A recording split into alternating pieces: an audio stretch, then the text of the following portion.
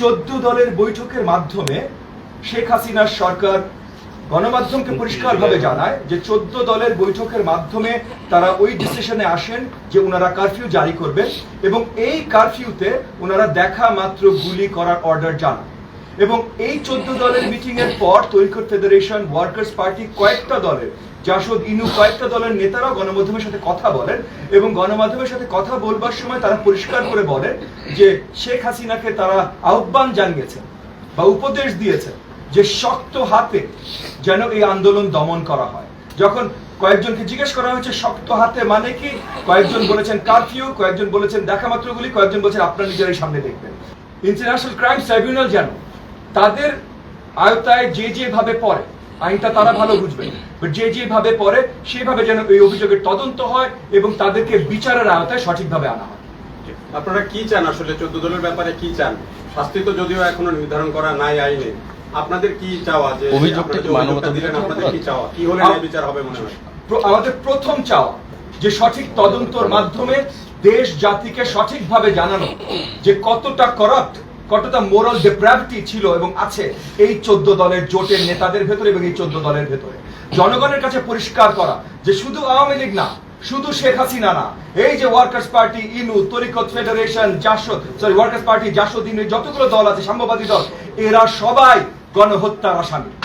সাজা কি হবে সেটা আজকে মাননীয় চিফ প্রসিকিউটরও জানালেন যে আইনের কিছু চেঞ্জ আসতে পারে, এগুলো ওনারা আরো ভালো জানবেন। যেইভাবে আইনের চেঞ্জ আসবে, আইনের চোখে তাদের সাজা যেটা হওয়া উচিত সেটা হবে, সেটা হলেই আমরা মেনে নেব। দেখেন, রাজনৈতিক দলের বিরুদ্ধে কি ধরনের সাজা দরকার এটা একটা ধরনের প্রশ্ন, আর এই যে 10 বছর নিষিদ্ধ ঘোষণা করা কোন সংগঠনের বিরুদ্ধে বা কোন দল বা সংগঠনের বিরুদ্ধে যারা মানবতা বিরোধী অপরাধে নিয়োজিত থাকে, মানবতা বিরোধী অপরাধটা হলো মুখ্য বিষয়। রাজনৈতিক দল, অর্গানাইজেশন, ব্যক্তি মুখ্য বিষয় না। মানবতা বিরোধী অপরাধে যারা দায়ী হবেন এবং এই জুলাই আগস্টে যে ধরনের গণহত্যার কথা আমরা বলছি, এটা শুধু মানবতা বিরোধী না ভাই, এটা যে কোনো ধরনের চিন্তাধারার বাইরে। মানে আমরা তো ভাই আহতদের সামনে ছিলাম, নিজেরা আহত হয়েছি, তারপর হাসপাতালে গেছি।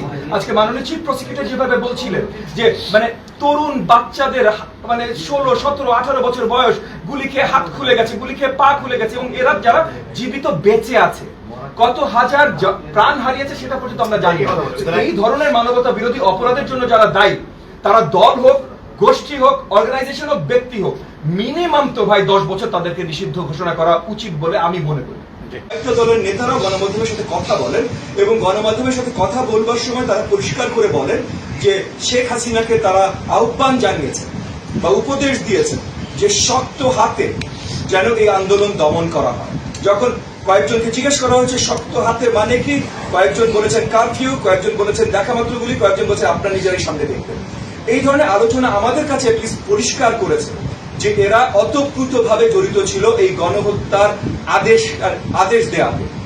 তার জন্য আজকে আমরা এনডিএম দল থেকে এই 14 দলের প্রত্যেকটা দলের বিরুদ্ধে, আওয়ামী লীগ সহ 14 দলের প্রত্যেকটা দলের বিরুদ্ধে অফিসিয়ালি আমরা কমপ্লেন দায়ের করেছি যে এরা সবাই গণহত্যার আসামি এবং